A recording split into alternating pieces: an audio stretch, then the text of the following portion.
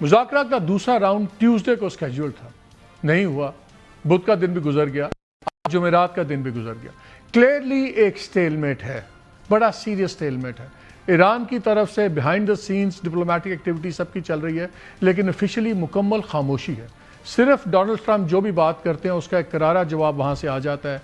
American एक किश्ती पकड़ते हैं, दो किश्तियाँ पकड़ देते हैं और ये मामला संगीन से संगीन होता जा रहा है। लेकिन आज कुछ चीज़ों में और डेवलपमेंट हो गई।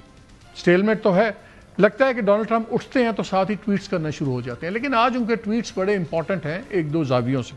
पहला ट्वीट उनका 8:45 में होता है, जहाँ पे वो एक स्टोरी मार्क थीसन वॉशिंगटन पोस्ट के एक बहुत ही सहूनियत माइंडेड, बड़े ही मैं तो कहूँगा बदबूदार किस्म के वो राइटर हैं।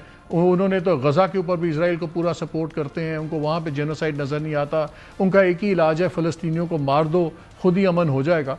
वो बंदा एक आर्टिकल लिखता है और जिसमें वो यही कहता है कि अगर वहाँ पे दो लोग हैं जो अगर डिवाइड है ओपिनियन की, जो आपकी बात नहीं मानता उसको आप मार दें।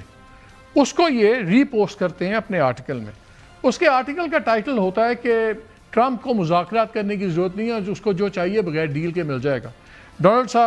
ट्रंप साहब एक ट्वीट करते हैं जिसमें कहते हैं सो ट्रू। फिर साथ ही वो दूसरा कर देते हैं कि फिर 8:45 पे अपना ट्वीट करते हैं कि मैंने अमेरिकन नेवी को कहा है सारी शिप्स उड़ा दो, जो लैंड माइन्स में करेंगे ये करेंगे, माइनिंग वाले जो आएंगे, यानी कि फुल तबाही। ये और बात है कि उनकी मिलिट्री कमांड कांग्रेस को जाके बता रही है कि हमें कम से कम 6 माह चाहिए और वो भी तब हमें लगेंगे अगर जंग पहले बंद हो जाए। लेकिन ट्रंप साहब को हकीकत से कोई फ़र्क नहीं पड़ता।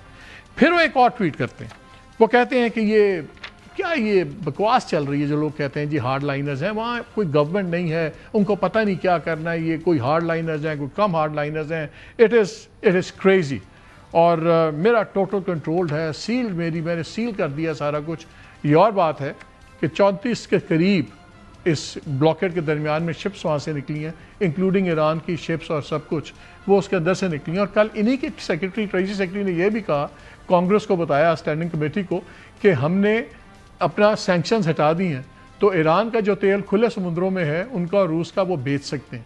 अगर आप तेल रोक रहे थे तो वो आप बेच क्यों रहे हैं? तो कॉन्ट्रोडिक्शंस हैं। लेकिन ये आर्टिकल क्यों ज़रूरी है? बिकॉज ये बताता है कि किस तरह इजराइल लॉबी शेप कर रही है ट्रंप के परसेप्शन को। पिछले 3 दिनों से हम देख रहे हैं कि एक बहस चला दी गई है कि वहाँ पे बहुत ज़्यादा इख्तलाफ है क़यादत के अंदर। इनफैक्ट जितने एक्सपर्ट्स हैं इस रीजन के ऊपर वो कहते हैं कि इख्तलाफ नहीं है, बल्कि बहुत ज़्यादा एक यकजा हो गई है, इस जंग की वजह से कोहेजन ज़्यादा है। लेकिन जिस आर्टिकल का मैंने इसलिए जिक्र किया कि ये जिस आर्टिकल बंदे ने लिखा उसने एक भरपूर नक्शा खींचा है कि 15 दिन में कुएं भर जाएंगे, उनके पास तेल रखने की जगह नहीं होगी, फिर उनको कुएं बंद करने पड़ेंगे, ईरान की तबाही हो जाएगी, उनका लाखों लीटर तेल ज़ाया हो जाएगा। एक क़यामत का समा खींचा हुआ है जिसको ये ख़रीदा है। He is bought that argument Donald Trump. लेकिन ये बंदा सुन लें, ये मियाद मालिकी है, ये है senior fellow foundation for defence democracies, Washington based think tank है। इसकी हमने हिस्ट्री निकाली।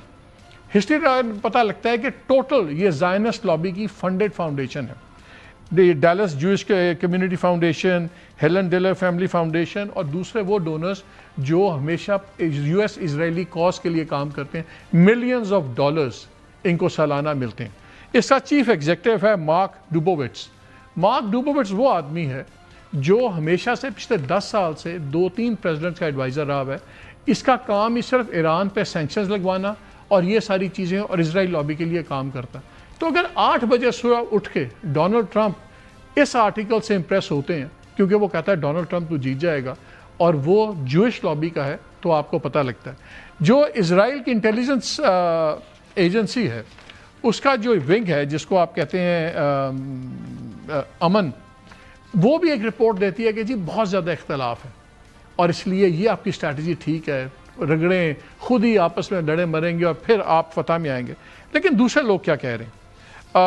जितने लोग सीरियस इसके ऊपर हैं वो बताते हैं वहाँ कोई इख्तलाफ नहीं है, वहाँ बिल्कुल ये यकजा है।